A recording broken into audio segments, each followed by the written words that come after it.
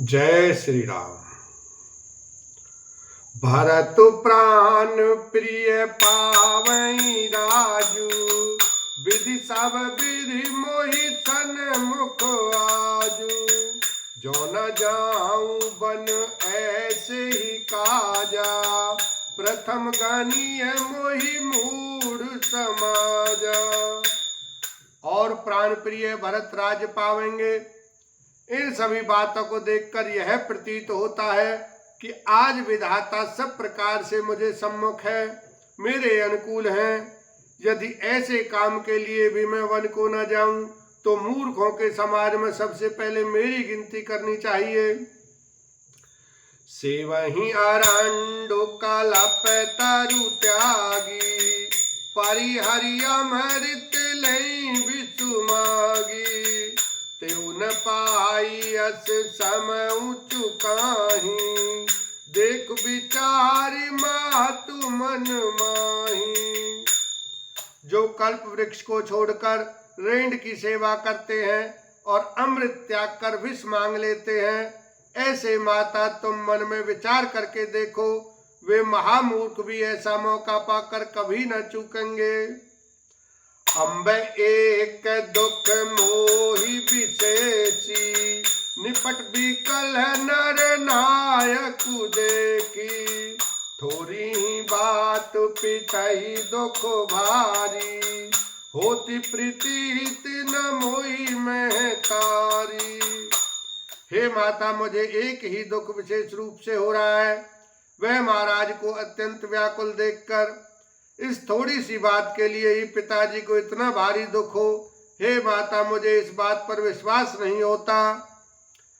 राहु धीर गुण उदधि अगाधु, भा मोहिते कछु बड़ अपराधु।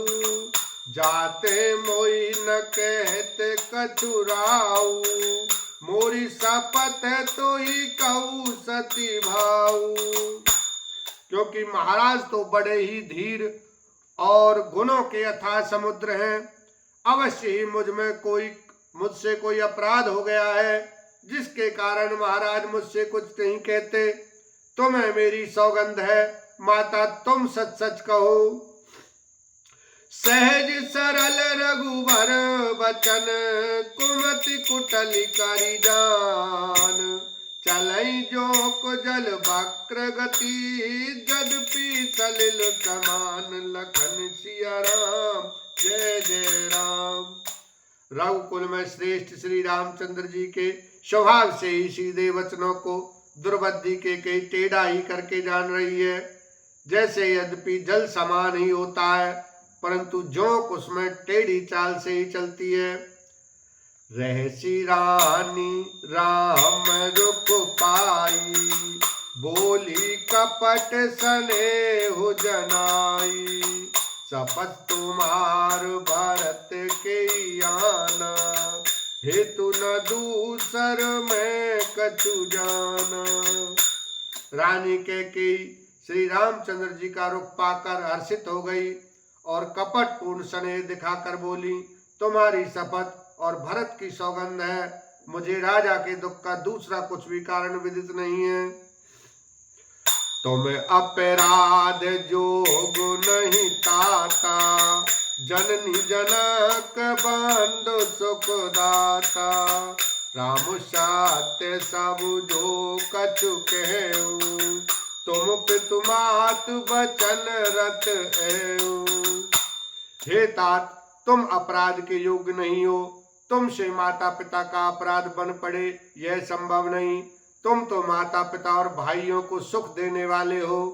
हे राम, तुम जो कुछ कह रहे हो सब सत्य है। तुम पिता माता के वचनों के पालन में तत्पर हो।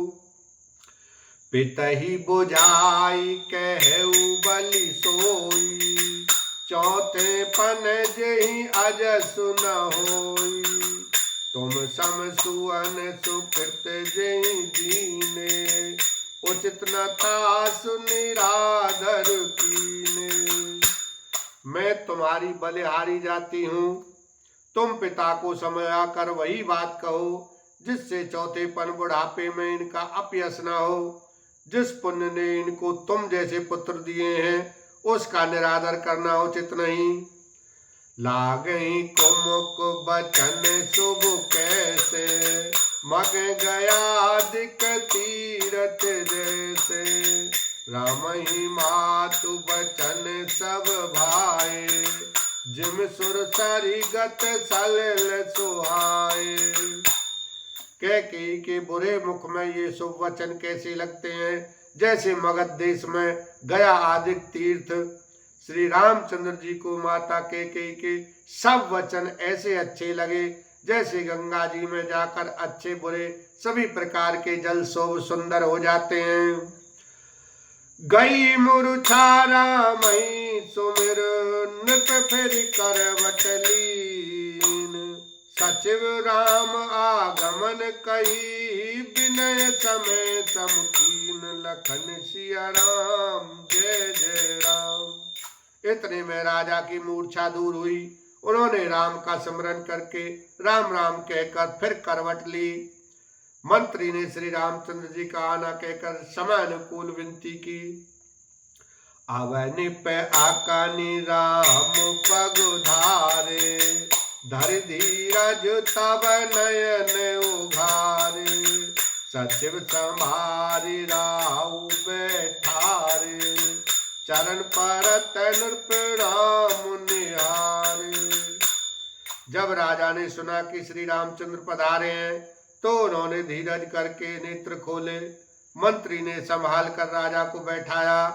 राजा ने श्री रामचंद्र जी को अपने चरणों में पड़ते प्रणाम करते देखा। लिए स्नेह बिकल और लाई, गए मनि मनहु पनिक फिर आई। राम ही चितई रहे नर नाहु, चला बिलोचन भारी प्रभाव। स्नेह से विकल राजा ने राम जी को हृदय से लगा लिया, मानो सांप ने अपनी खोई हुई मणि फिर वापस पा ली हो। राजा दशरथ जी श्री राम जी को देखते ही रह गए। उनके नेत्रों से आंसुओं की धारा बह चली। शोक बेवश कछु कहे न पारा, हृदय लगावत बारही बारा। विधि मनाव राउ मन माही, जही रघुनाथ न कानन जाही। शोक के विशेष वश होने के कारण राजा कुछ कह नहीं सकते। वे बार बार श्री रामचंद्र जी को हृदय से लगाते हैं और मन में ब्रह्मा जी को मनाते हैं कि जिससे श्री रघुनाथ जी वन को न जाएं। बोलो सियावर रामचंद्र की जय, उमापति महादेव की जय।